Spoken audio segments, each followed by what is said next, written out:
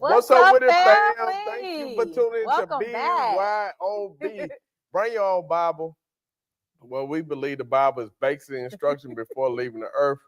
The Bible is 66 books full of principles, prophecies, purpose, and plans that God has designed for us to live a great life. So in order to do that, we try to unpack biblical truths to help us become better people. So we thank you for tuning in. With that being said, make sure you like this video. Make sure you share the video. Hit the share button. Share, support, let somebody know B.Y.O.B. is live and it's going down. Let's go. Did y'all hear that Louisiana twang when he said, bring your own Bible? Really? I started giggling a little bit. I was like, uh-oh, there go that Louisiana twang. A little hot sauce on it. That's all. Little hot sauce, little razzle dazzle. Louisiana hot sauce. All right, again, thank y'all for tuning in. Again, let's just dive right into it. Y'all know it's our love month, so we have been talking about how we were able to sustain a healthy marriage through the ups and downs of life for 20 years. Wow. 20 years we've been married. Like, gosh. 2 decades. That's crazy. It goes by so fast, and it's like not real. Like, where did 20 years go? Hindsight is 2020. Yeah, so 20 principles that help us live and have a lasting life. Yeah, so on last week we were talking about protecting what you have, protecting the covenant, right? We talked about having friends that support you. So what did that look like? I don't have a lot of single friends, and I definitely don't hang with a lot of single people because I'm constantly cultivating what I have here, this union. And in order to do that, you're going to have to connect with people that understand the sacrifice and the institution of marriage, right? And when you have friends that understand that because they experience it too, or because they're going through that too, then it's easier to navigate through that marriage because you got somebody you can maybe talk to that understands, because hey, I've either been down that road, I'm on that road, or I'm leaving that road. We might be headed down that road, right? So having someone that helps you as you cultivate your relationship. So making sure leaving that road too, because I mean, people that went through a divorce, they still got tools and lessons that they learn from it that can help. True enough. So they can hit you with some of the some I didn't pay attention to, or some I wish I would have done. You can hear that from the discussion too. So it's like building a village. That's why I look at building your own community, village of people, and it could be various types of people in there, you know, that you can pull from. Just saying. I mean, you can pull from anywhere, from anything, and from anybody, but we're talking as it relates to helping to sustain your union. What better person to tell you than somebody that didn't make it? That road closed down there. You can say, hey, I'm headed there. Hey, you probably don't want to go down there. That road closed. Thank you. So we go this way. It's the same thing. You know what? If you find somebody who is willing to do that, that would be phenomenal.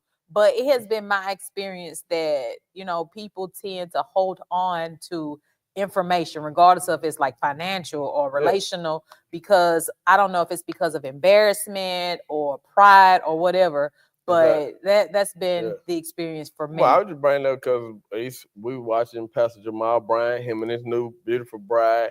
They came up with something and said they divorce helped them become what they are now. If they wouldn't have went through the divorce, they wouldn't have a successful marriage now. So I feel like it's tools and principles you can learn from. Now, whether a person want to share them tools, you know, it might got dirt on them. You know, when you got dirt on your tools, you want to share it. Very true. Yes, ma'am. So another couple that we talked about was Samson and Delilah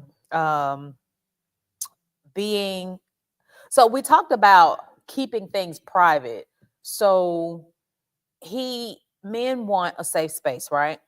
They want a place where they feel at peace, or like to let their hair down, so to say. Literally. And Samson finally had gotten to the point where he felt at peace enough, relaxed enough, calm enough, you know, not worried, and he shared his secret, right? Yeah, it's covenant And they had. that what I learned from that is, if you share something with me, it's not for me to use it against you later for my gain, to hurt you, to cut you down. But if we are in a union together, when you share with me your what's on your heart, what's in your heart, it's my job to hold that close to me, hold it dear to me. And if it's something that I got to help you work through, then my job is to help you work through it. If it's something that I just keep because it's something that needs to be kept, whatever, then I'm keeping that. But I never give anyone something that they can use against you. So when we talk about keeping things private, you know, that pillow talk that you have with your spouse and stuff like that, those conversations, it's not meant for other ears. That's between you and your person. Yeah, and I think it's cool on that. Couple things about that situation we've just brought up, something we skipped over last week. We don't really deal with his trauma from losing his first wife.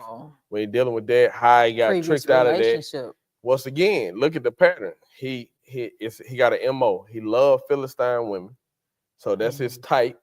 So you got to be honest with yourself. For some reason, he did not like his particular culture of women. He wanted that type of woman. Okay, so that's cool. The first thing he do at his wedding, so weddings now last for months. They ain't just had no one-day wedding. So then he put together a trivial question for the wedding, shared with only his spouse, because, you know, I'm going to let you in on it, but he got a bet going. Everybody going to owe him 30 outfits. And I might be off a little bit, so charge to my head, not my heart. But anyway, the bet is he going to win all these clothes and everything else based off nobody being able to answer this trivial question that he got. He was like, what is sweet, but it's bitter at the same time? And he's referencing the lion that he killed, and he found honey in the lion's mouth after it was dead. So, which it was another thing, was a strike against the covenant, because he shouldn't touch anything dead. So the whole story is tying together. But long story short, she shares with her father. They pressure her because that's her culture. She shared. He lose the bet, and of course he getting enraged. He getting enraged because he got to pay them now.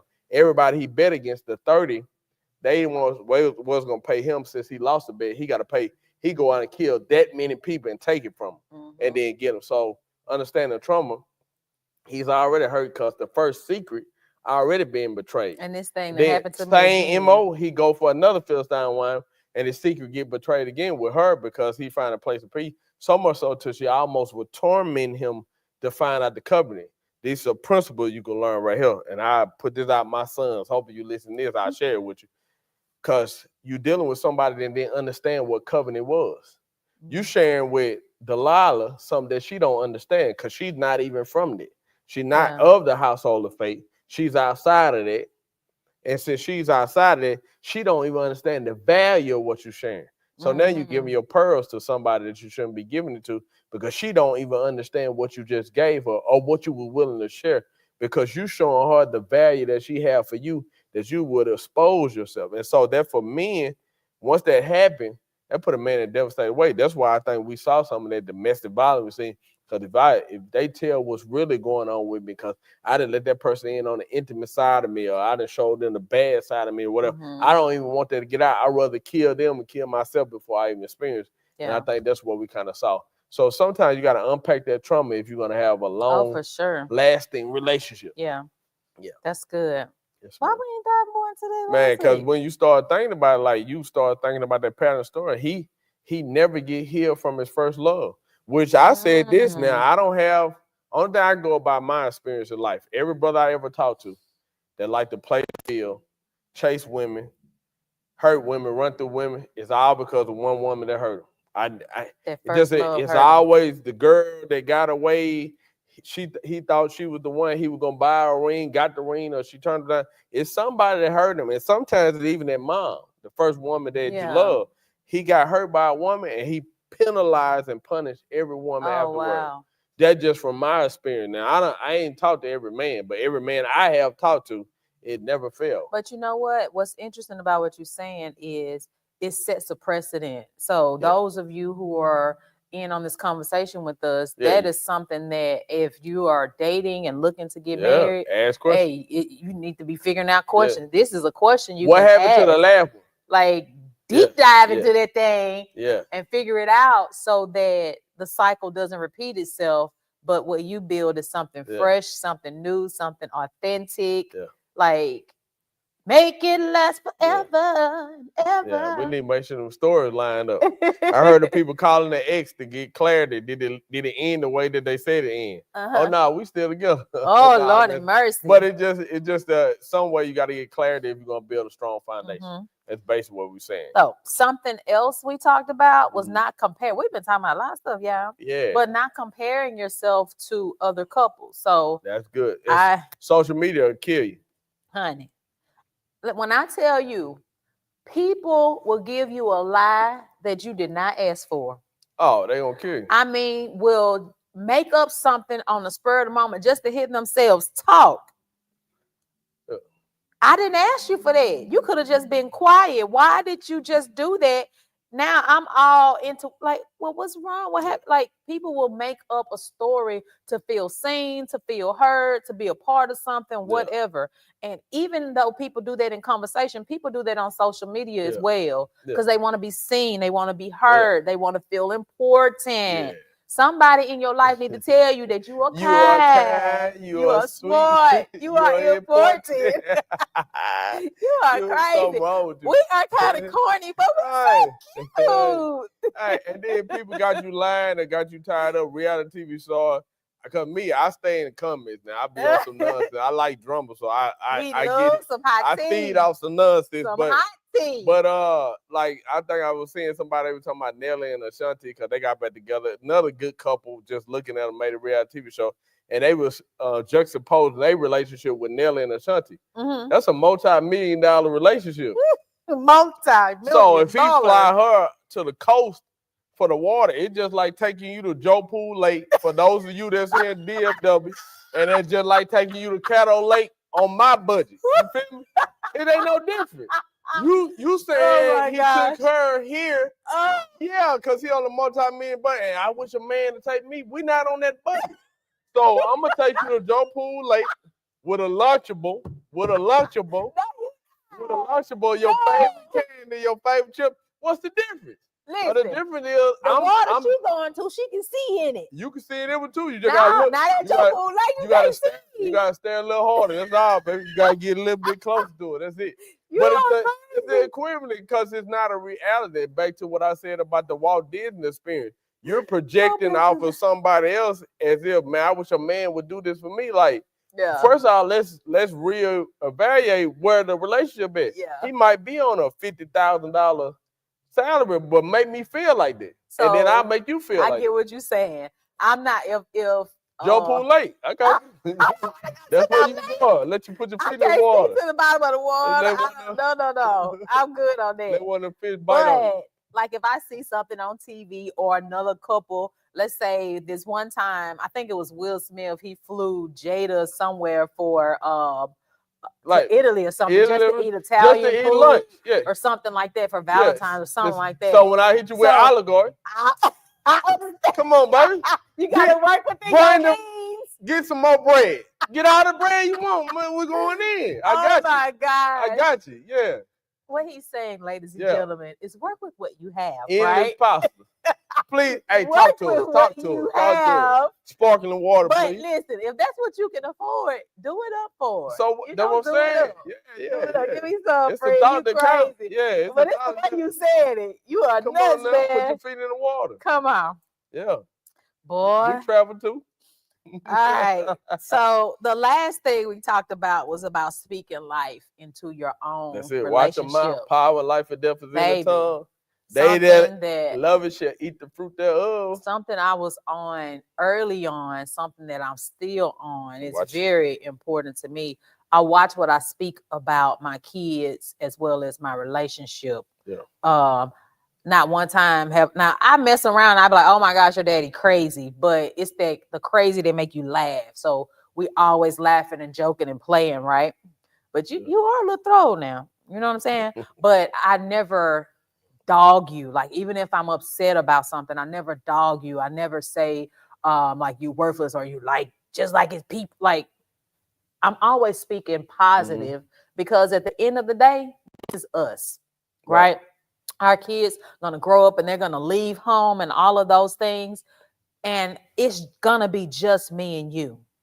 So if I'm not speaking positivity into us, I'm not cultivating this relationship. This relationship is not growing, and then when the kid's gone, it's like, okay, who are you? Yeah, you haven't did it. And then the Like, words I you don't put, know you, honestly. You Yeah. know what I mean? So I'm speaking life into this thing, because even after our kids gone, we still gonna laugh and talk and have fun and enjoy each other's Joe Pool company. Lake. I leave this Joe Pool Lake alone, brother. But yeah, your words. If I'm saying stuff that's negative to you, dogging you, shooting your ideas down, killing your dreams, then I'm cultivating that type of environment at the house. Versus if I'm uplifting, speaking life into your dreams, encouraging and motivating, that's the environment that you have. And then you'll have a place of serenity when somebody come home. And people always leave it on the woman and say a nagging woman, and then even the scripture talk about that in Proverbs that a man would rather be on the roof. But it's men that's like that too. Like, you complain about everything. You don't find peace. You're not trying to be there. Like, a person can see this, feel that present. You don't want to engage. You're not uplifting. You have no plan to take the family nowhere. So here it is. You want to be the king and you want a woman to submit, but you ain't made no sacrifice. You've been playing the game for hours. And then you ain't even paying attention to the relationship, but then she's supposed to cook, clean, bend over backwards, do everything that you asked her to do. That's some weird. No, I wasn't going there. Oh my word. My heart just dropped a little bit. Joe Pool Lake been messing you up. Joe Pool Lake, you been in there. Come on, man. We're going live. Our parents might be watching. Watch your mouth. Okay, something else. I'm a preacher, matter of fact, so I don't even my talk like that. daddy said, preacher, like when we would go out, my daddy said, all right, now be careful with that time coming home. And I said, Daddy, he's a preacher. He's like, at the end of the day, he's still a man. Yeah, a holy man. To this day. A holy man. To this a holy day, man. You are still a holy man. A man. Holy Okay. man. But to add to what you were saying, it's not just because I don't want those of you who are listening and watching to think I gotta walk around all day saying I speak life into my marriage. No. God is good. Like, no, it's not even like that, right? You want to be spiritual about these things, but at the same time, being practical too. So, like when we first got married, I mean, between a rock and a hard place, dead broke, right? We just carried it with grace. Yes.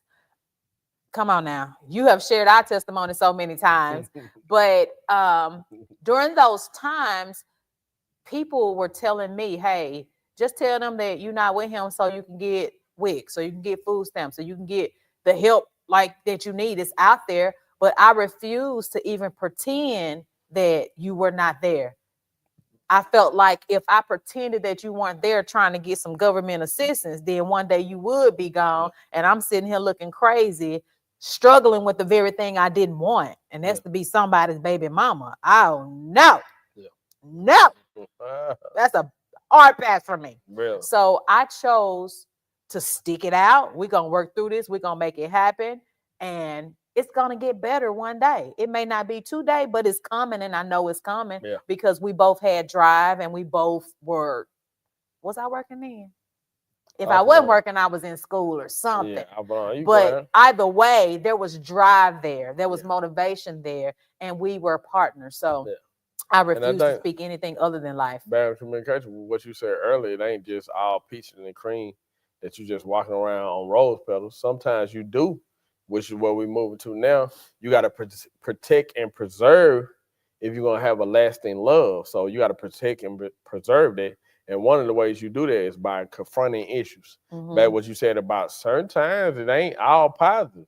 We got to address the elephant in the room. And sometimes addressing the elephant in the room, you might have to iron out some stuff. How they say you kill an elephant or eat an elephant? One bite at a time. So you got to learn to process that. That's something I had to learn. Because I just try to kill the whole thing. I don't have time. He said, there go the elephant. Let's talk about it. Let's get it out the way. But you know something that I had to learn, and with it's all a process. I agree with you on that. But something I had to learn, and I know it's other people out here who do this. So like, well, I'm a realist. I'm going to say what it is, like what's real. And I had to be careful with that. And I had to kind of grow from that because I felt like, well, I'm stating facts. Like, what's wrong if I'm stating facts? But like with you, because you struggled with rejection, even if I said what reality really was at the present time, to you, it felt like rejection. And it was like, okay, I understand that these are facts. This is our reality, but you don't have nothing positive to go along with it. Yeah. It's like giving a baby some medicine. Give me something to go with it to make it a little more palatable. So that's something that I had to learn and grow through, because I was like, baby, fact is, I mean, right now we ain't got it. So just tell the people no.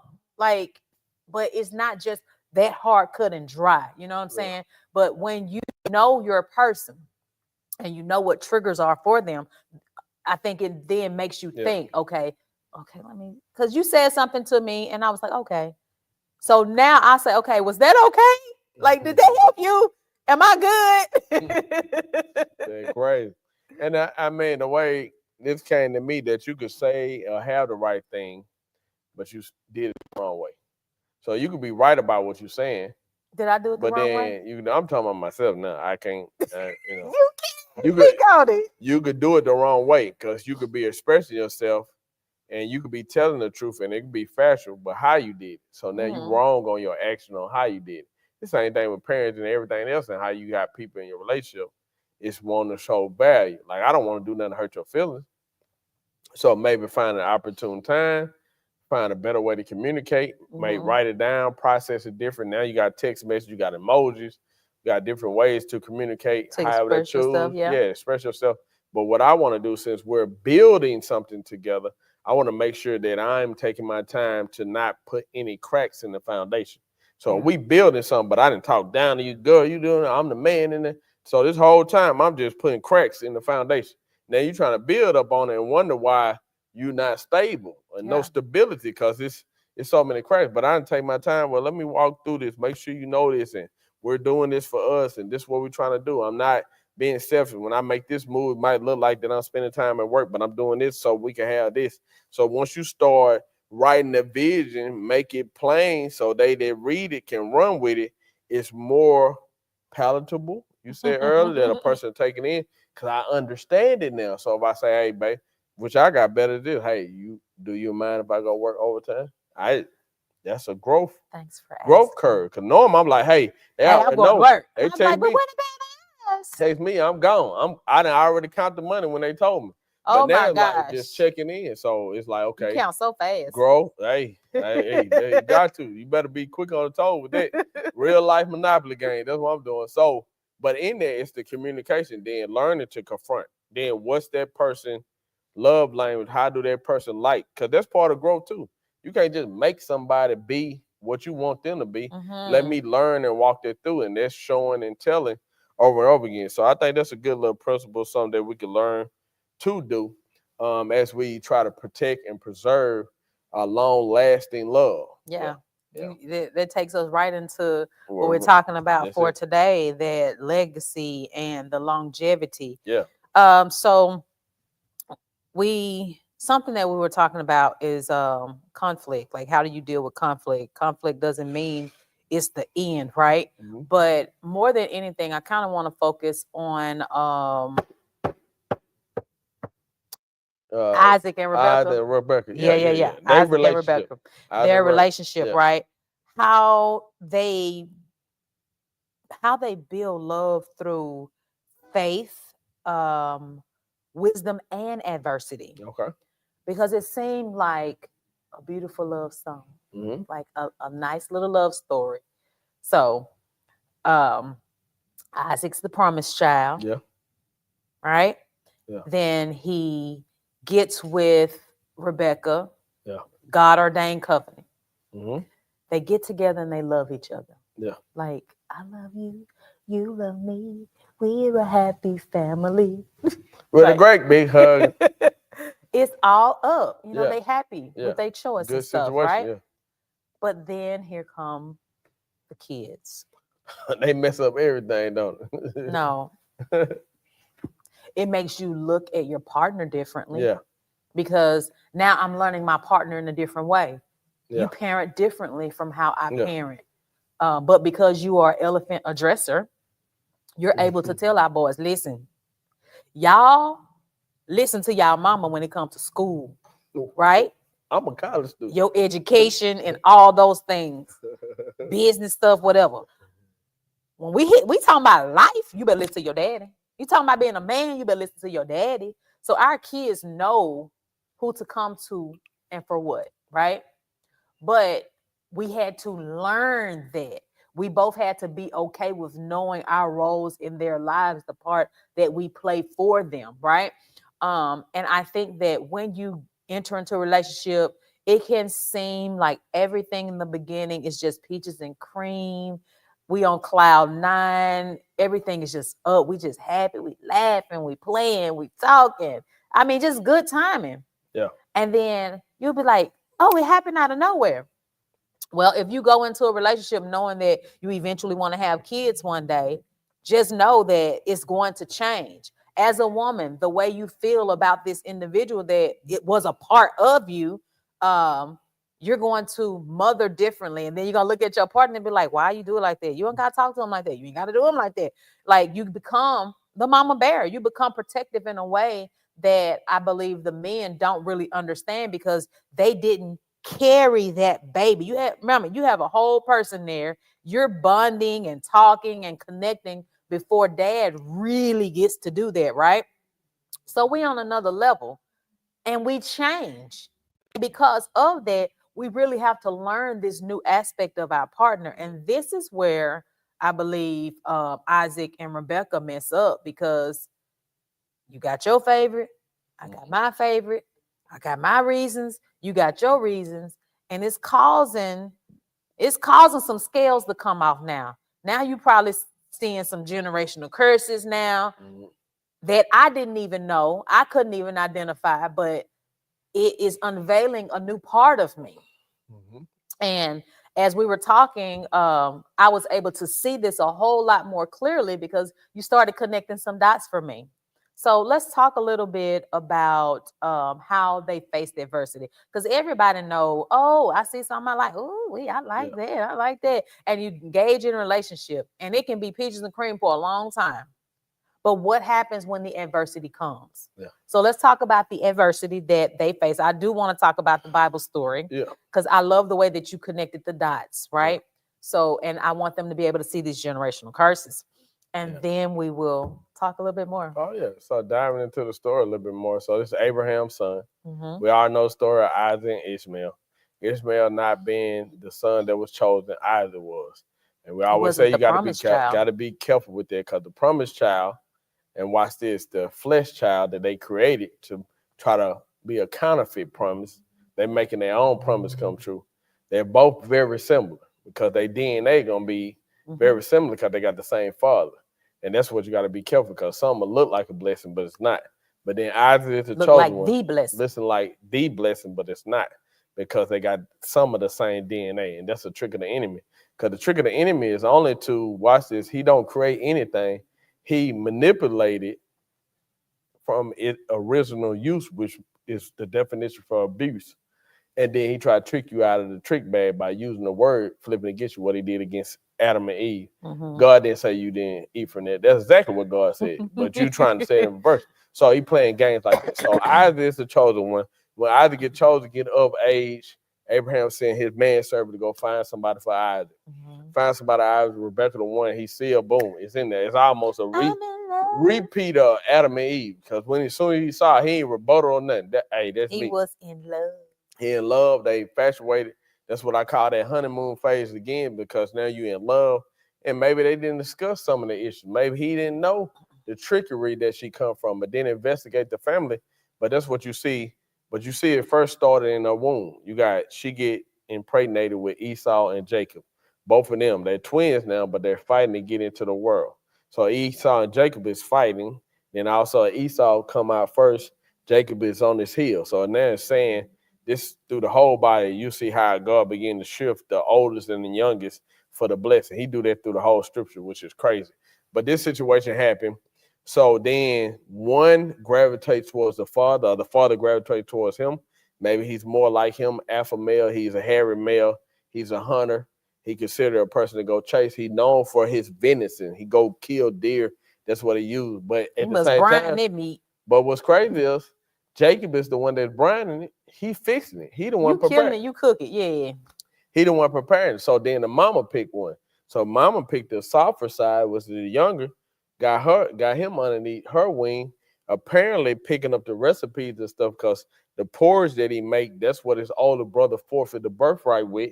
Hey man, he's so hungry. Hey, the only way I'm getting you this, you got to give me your birthright. But whatever in that bowl is so enticing that he'll throw his whole fish away because he got too hungry. That's a whole message by itself. Don't ever get that hungry. You so hungry and you so thirsty, you'll throw your whole family away for trash. Yeah, that's good. We could go crazy right there, because a lot of us that got to the point that you're forfeit your family, forfeit your livelihood. You be like, he left home for that, or he forfeit his job, or he did this, or you'll catch somebody in office, he in the White House, and he let this happen. And you say, how can a man of that great status, they got too hungry?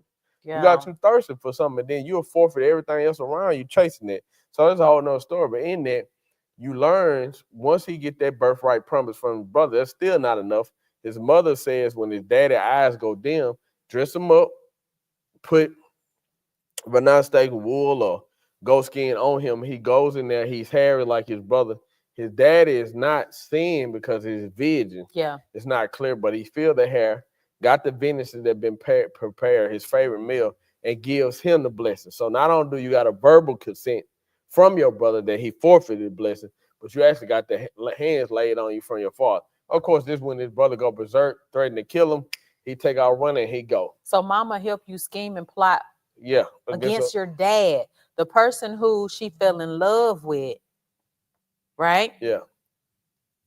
She chose her son over her husband, but and schemed and plotted. And I'll tell you this, when I begin to think about it even more, it could be security for her. It's the favorite. So daddy finna go. I know I'll be protected if Jacob get it. I'm not sure about Esau. Esau probably got wives. He gonna be the leader of the family. I'm gonna be okay, but if Jacob get it, I'm gonna be good. You feel me? Yeah. If Jacob get everything, I really get everything because he listened to me. So now I become the most selfish gain. You just potentially wanting a point of view. Gain. Yeah.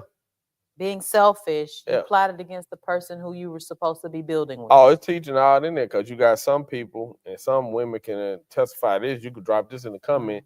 You didn't talk to what they consider mama boys. Now, I don't just claim. I feel like I've been a mama boy, but not to that degree what they say, where everything depends and rests on that mama. You talking to him, but it's what the mama say. So you have some of that issue, and that's what Jacob had going on. And mama had that much influence and could manipulate, because he got to agree to what the mama saying too. Yeah. Nah, mom, we ain't finna do dad like that. We finna give him. Come on, daddy? Ooh, mama cold. But show you how generational curses and how it plays in the family. He runs from his brother. He runs to his uncle's house. Fall in love now. This biblical time, so no judgment here. Fall in love with his cousin. You got Leah, and now you got Rachel. So he fall in love with Rachel. She the youngest. Once again, the switcheroo. The oldest and the youngest. Yeah. He fall in love with the youngest, but then his uncle play him. In the culture, the oldest supposed to get married out first. There you go. But he want the youngest. So the uncle play him, hit him for another. He worked 7 years for that good. Come on now.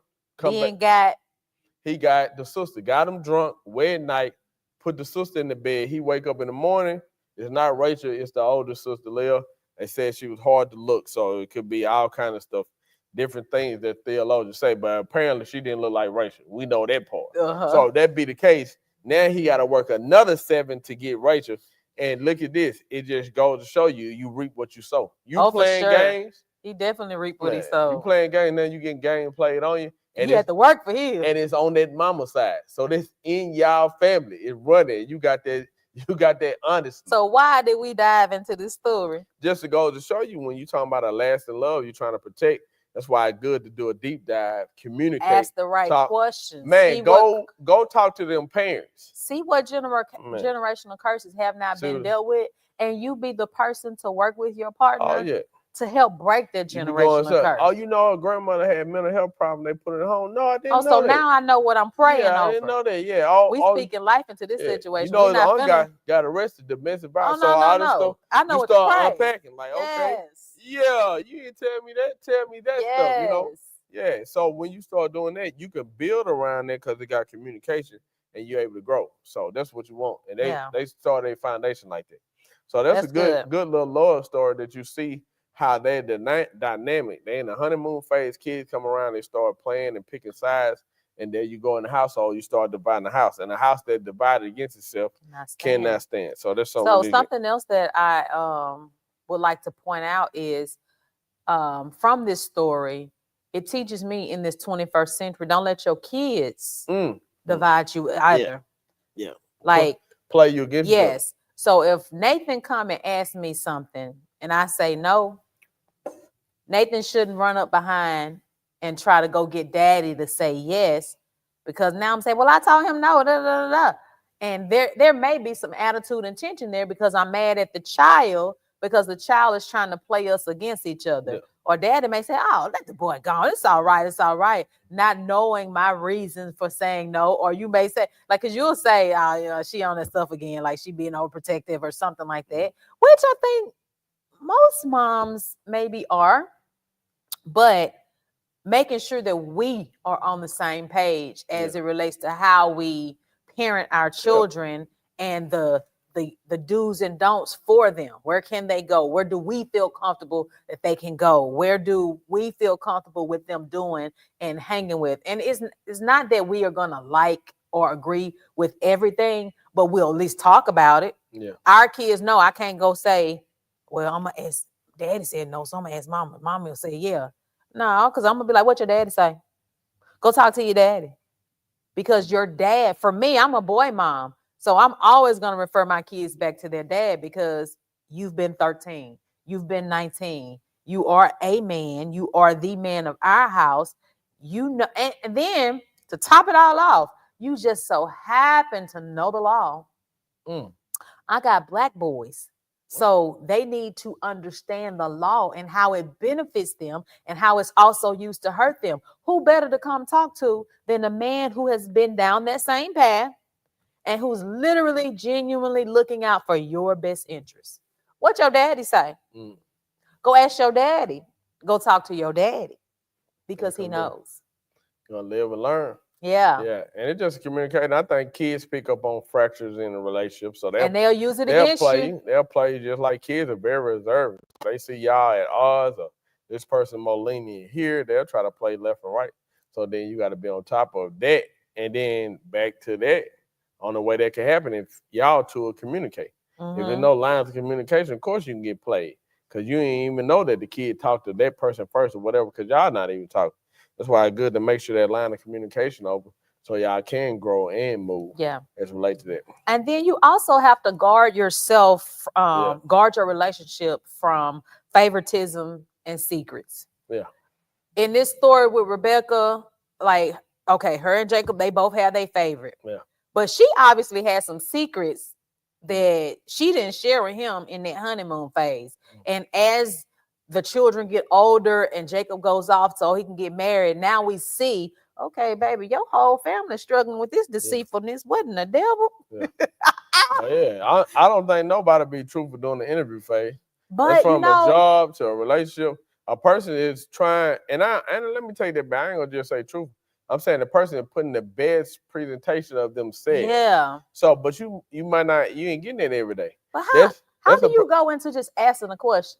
Who? You know what I'm saying? Like if this person, let's say you're dealing with a liar. Yeah.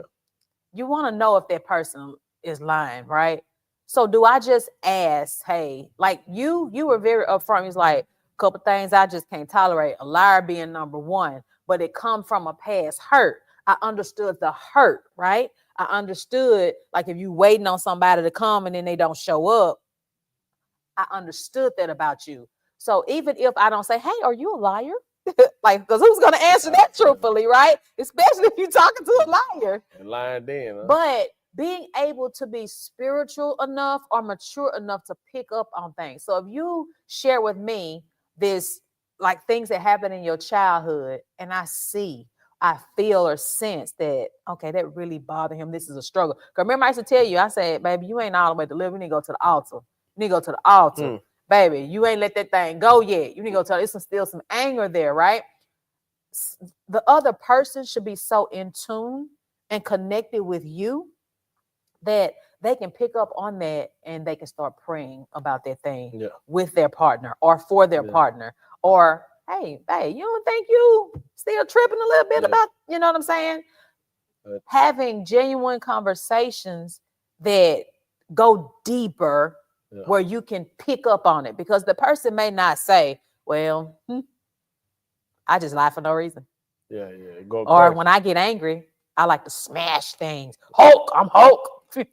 Like nobody's gonna tell you that outright. That's why you gotta test that and do your research and investigate. Tell people all the time. Now just assume on top of survey. Everything been peaches and cream. You ain't never had that person argue. I used to jokingly say you better pinch them, poke them, do something to get them to be active about the situation. That way you can know the truth about them. And the reason why I'm saying that, because that's the only way you find out anything, when you take it through a test. It's the only thing. Quality control comes from testing. And that's if you want a quality control relationship, you're going to have to put it through some tests. Now, I'm not talking about playing games with a person, but I am saying put some stuff to it. Let's see if you're really disciplined. Your credit score is what? Okay, let's see, can we bump it up 100 points?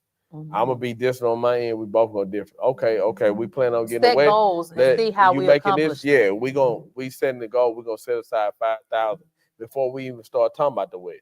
See what I'm saying? Yeah. Now you putting stuff, okay, shoot, it's serious now. Because you making me. And then you'll find out if a person lying. I thought you said you had saved 1,000 and now you telling me you don't have it. So what 1,000? Well, I had said it. Oh, you're a liar. See what I'm saying? But that comes through us learning. But you so itching to touch a person because you trying to test something else. Instead of testing what you need to be testing, they're going to be lasting. Because they're going to be there. We need that other stuff to be tested before we even get to there, so I can know if it worked it. Because you get that and then the other stuff lying, that ain't worth it. You're going to lose the value quick. Gonna lose the interest rate, gonna drop immediately. So it's just learning that. And then that's, once again, hindsight 2020. That's 20 years of marriage saying, hey, boom. And that's from relationship, talking to people, friends and stuff like that. Like we said earlier, everybody we went on a double date with initially, prior to marriage. Yeah, none of those people are still together. But we were all talking about marriage. So we would do the little double dates. Everybody you and I want to get married. They want to get married. And what's crazy, all of us was in church and stuff. So but they were itching a little bit more. But you ain't put it on that. But I'm just saying, even if that be the case, I'm still saying. Or maybe they weren't having as in-depth conversation. I don't know. But something's different. Yeah, so I'm just saying. Because why did we last and they didn't? Little stuff. I think intentions, what you were planning on doing and what you was going to do. Like, I don't know what the intention was. Like, is it just to jump off, or are you doing this? I do think our maturity level too, because like I said, we were old at a young age. Though. Yeah. Because we had one couple that was quite immature, played a lot, like joking, goofy.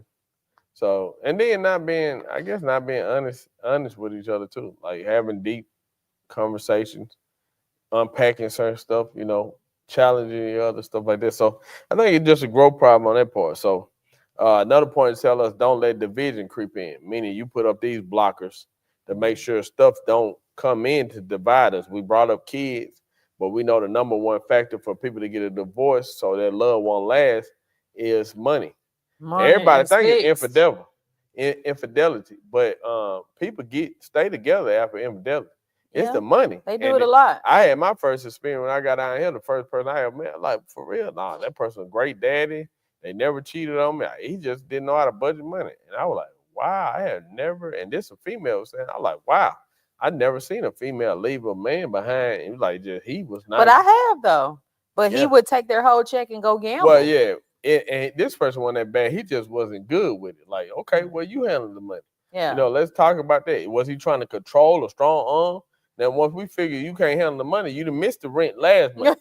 We can't keep missing. You can't do this no more. Yeah, we got to take this from you. This is not your area. And so I think you got to see what it is that's causing division, whatever it is that's friction. And I say, well, when you have that, that's kind of a sign, like, this really bothered me. We need to really talk about this. Or this is an issue for me. Or I feel like you treat me like this. I'm not your mama. I'm not your slave. So that's some of the discussion that need to be had, because it's causing a rift in your relationship that you can't get past unless you're willing to confront it. Yeah, and when you talk about that division, something that I had to grow into was us handling adversity together Mhm. instead of apart.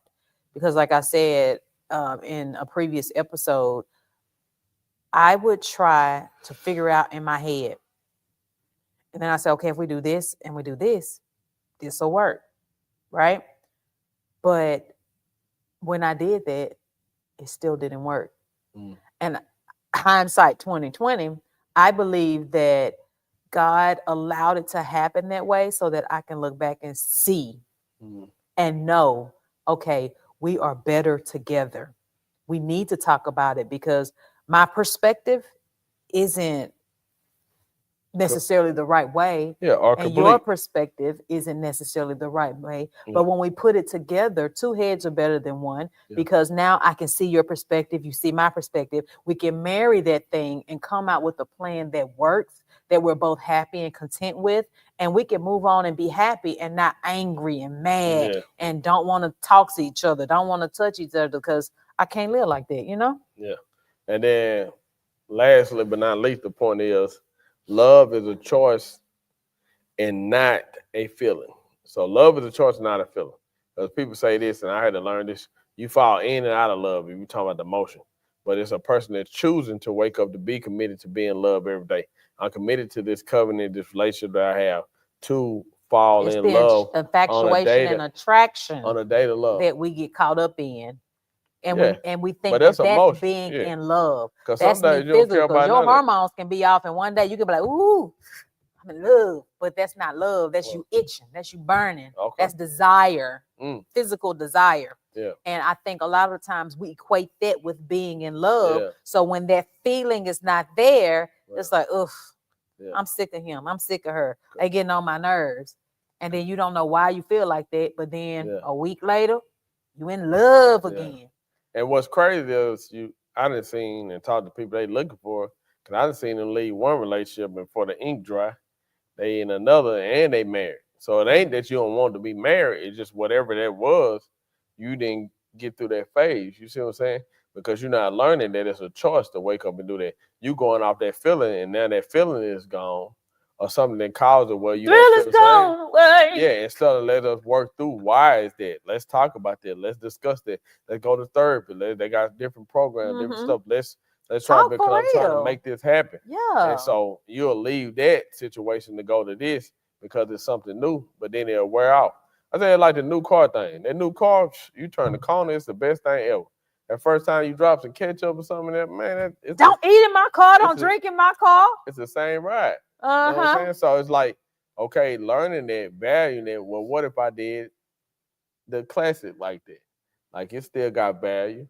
Let me honor it. Let me invest in it. Let me do what's necessary. And you'll watch it cultivate. And that's what you got to do with your relationship. You got to choose to daily love, show that you got compassion for it, and walk through that. And then you'll watch your relationship blossom, grow, mature, and you're able to build levels. Because it's levels to this. Oh, for sure. You don't get to 20 years without levels. So it's levels to this. So I would tell somebody, like, man, like, bro, you 2 years in, 3 years in, bro, you couldn't even tell that girl middle name. What's her blood type? You don't know What's nothing. that Social Security number? Come on, Social Security number. You don't even know, man.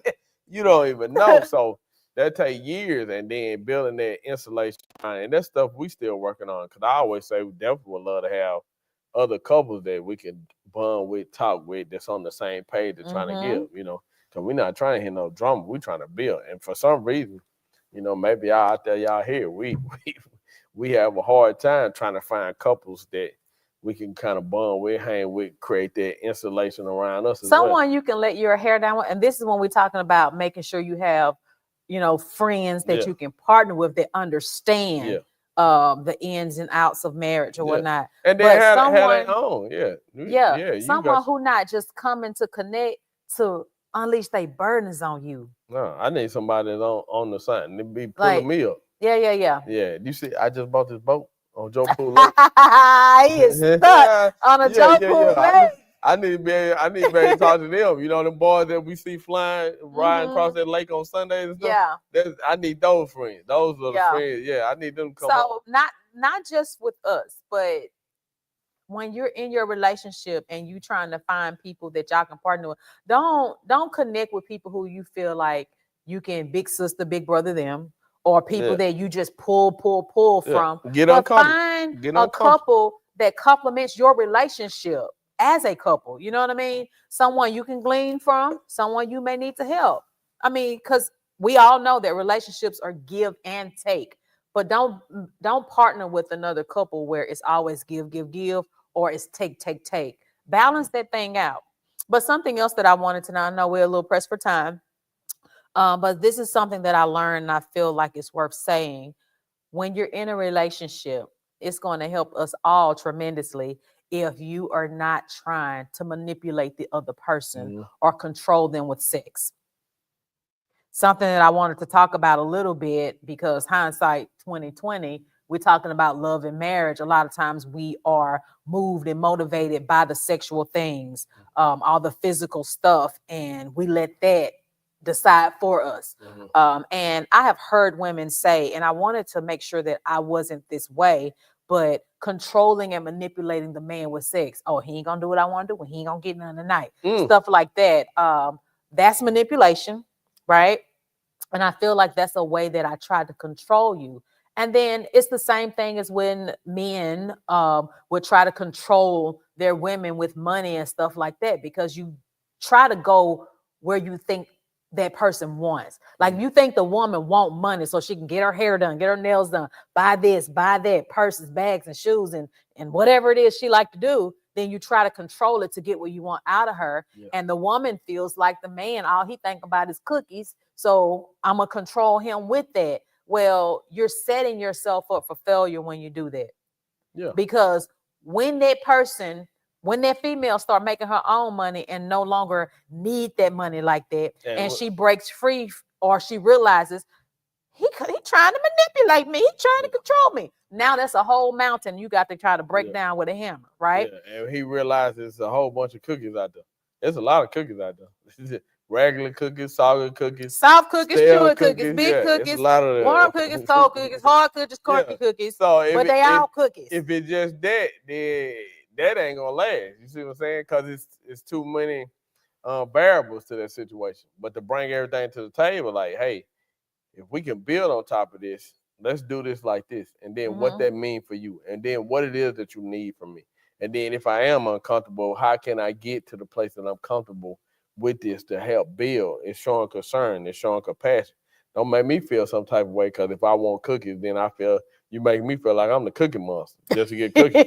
Or you might be creating a cookie monster. Or at the same time, don't make you feel like you're a gold digger. How I'm a gold digger? Because you might be creating a gold digger. Yeah, so that thing, you got to be able to communicate, and make sure that's what it is that y'all both are building, and you'll watch it grow. Yeah, so at the end of the day, I think that with hindsight being 2020, the one thing that we have been able to do successfully, and we've grown into it, and we're still growing because I'm changing, you're changing. But with all of that, we are talking. Yeah.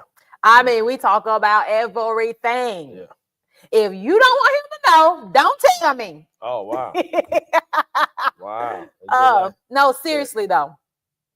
Like if you confide something in me, blah, blah, blah, blah, blah, I might seek him some spiritual counseling or guidance. It depends. But on a serious note, we talk about everything. We talk about what we want to save and how we want to save it. We talk about everything from bills to, hey, you like this cold pop? Like I talk to you about everything. Yeah. Not everybody, but if I go somewhere, you know where I am, you know who I'm with, that you know everything, because we talk about it.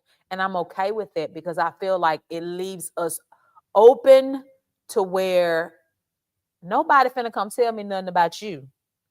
And I just take it and run with it, and I'm like a crazy woman. When a lady tried it with me, I said, oh, okay. I called you on that line. I said, we finna meet up. Me and old girl, because I don't know where these lies coming from. And your question to me was, how did you not doubt it? Why didn't you even give it a second thought? Why didn't you believe her? Because I know you.